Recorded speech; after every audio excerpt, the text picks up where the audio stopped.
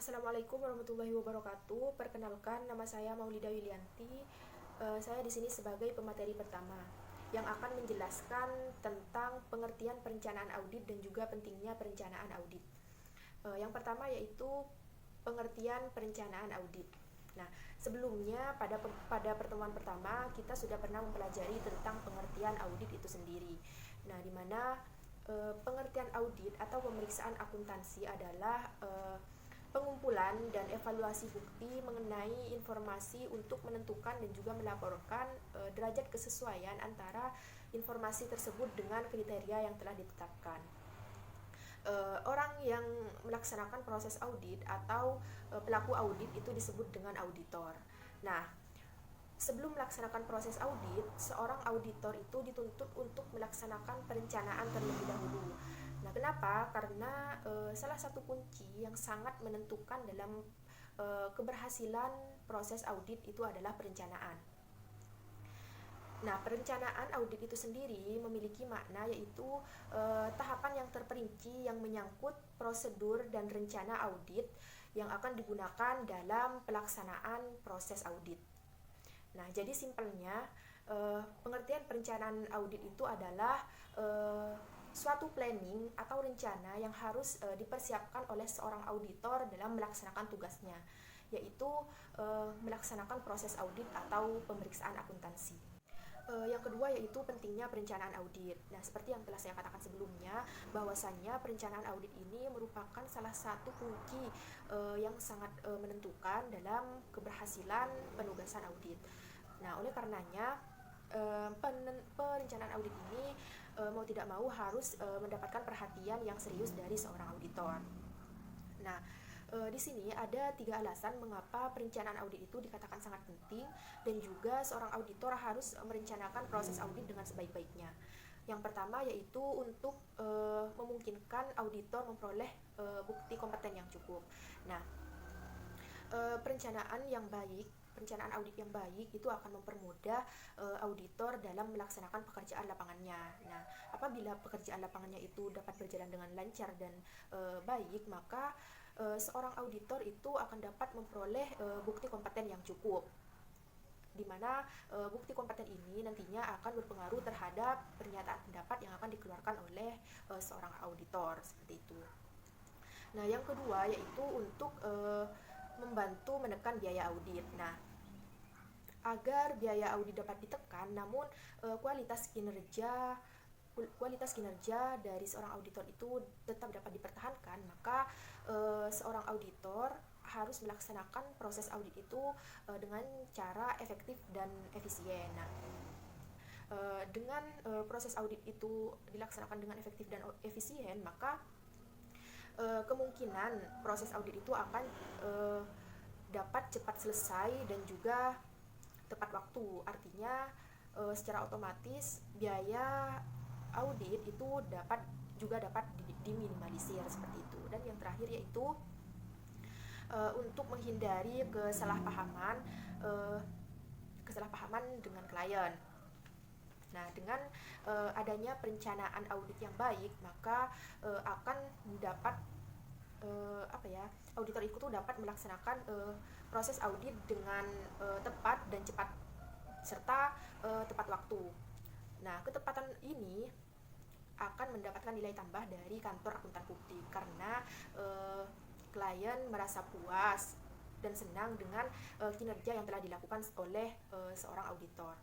Nah, apabila hal tersebut dapat dipertahankan dan dapat terus terjadi, maka seorang auditor itu akan mendapatkan reputasi yang baik kepada klien dan juga di kantor akuntan publik tersebut, seperti itu.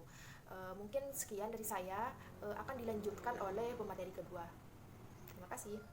Baik, assalamualaikum warahmatullahi wabarakatuh. Saya di sini akan melanjutkan pemateri dari pemateri yang sebelumnya, yaitu tentang tahap-tahap perencanaan audit, di mana setelah kita melakukan perikatan audit, langkah selanjutnya adalah perencanaan audit, yang mana perencanaan tersebut terdiri dari yang pertama memperoleh pemahaman tentang bisnis dari industri klien. Nah, di mana auditor di sini harus lebih mengenal lagi bisnis yang dijalankan oleh kliennya, di mana untuk memahami bisnis tersebut, auditor harus menempuh cara seperti misalkan mengetahui siklus bisnis kliennya, terus mengetahui siapa saja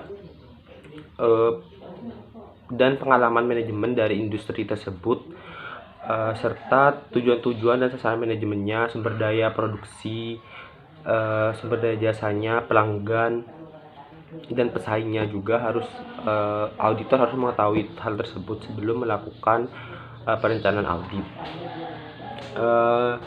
Untuk memahami bisnis dari industri klien, maka auditor harus menempuh cara seperti mereview datanya juga, terus meminta keterangan kode kepada komite audit, dan masih banyak yang lainnya. Terus yang kedua, melakukan prosedur analitis. Untuk tujuan melakukan prosedur analitis di sini dalam tahap perencanaan audit, yaitu untuk membantu auditor dalam merencanakan sifat, waktu, dan luasnya prosedur audit. Di mana prosedur analisis ini dapat membantu auditor tersebut dalam perencanaan dengan meningkatkan pemahamannya auditor tentang bisnis klien dan mengidentifikasi hubungan yang tidak mungkin mengindikasikan bidang yang memiliki risiko yang salah saji paling besar.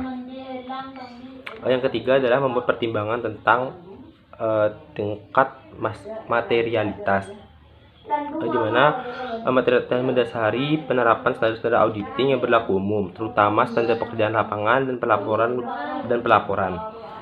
Dan yang keempat yaitu mempertimbangkan risiko audit tersebut, di mana membuat keputusan mengenai risiko audit merupakan salah satu langkah kunci yang terlibat dalam melaksanakan audit sebagai dasar untuk mengekspresikan konsep, keyakinan yang memadai.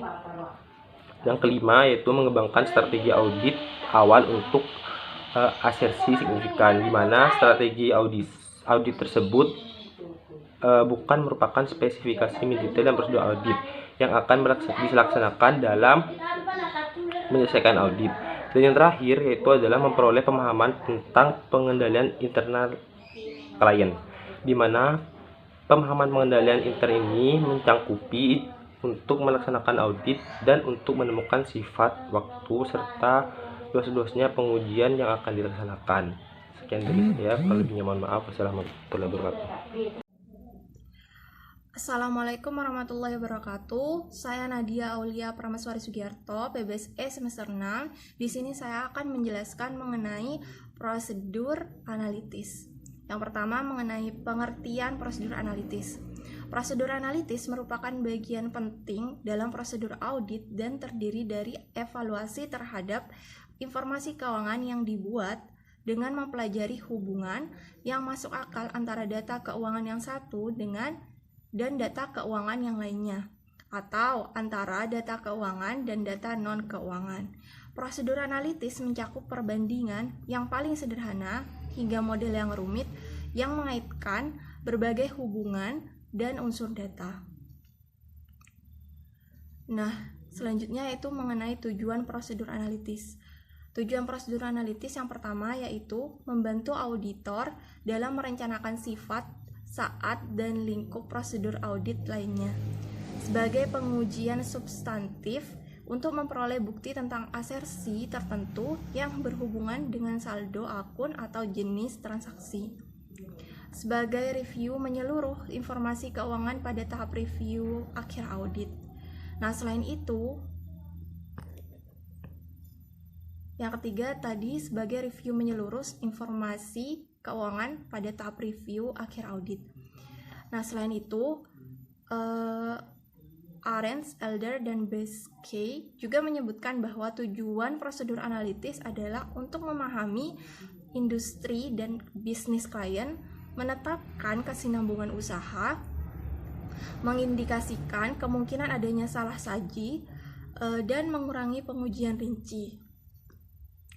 Dan selanjutnya yaitu mengenai tahapan prosedur analitis. Tahapan prosedur analitis dalam perencanaan audit yaitu yang pertama mengidentifikasikan perhitungan-perhitungan atau perbandingan yang akan dibuat. Misal, perbandingan data absolut, analisis vertikal, analisis rasio, dan analisis tren. Yang kedua, mengembangkan ekspektasi. Yang ketiga, melakukan perhitungan-perhitungan atau perbandingan-perbandingan. Yang keempat, menganalisis data dan mengidentifikasi perbedaan-perbedaan yang signifikan. Selanjutnya, menyelidiki perbedaan signifikan yang tidak diharapkan. Yang terakhir, menentukan pengaruhnya terhadap perencanaan audit.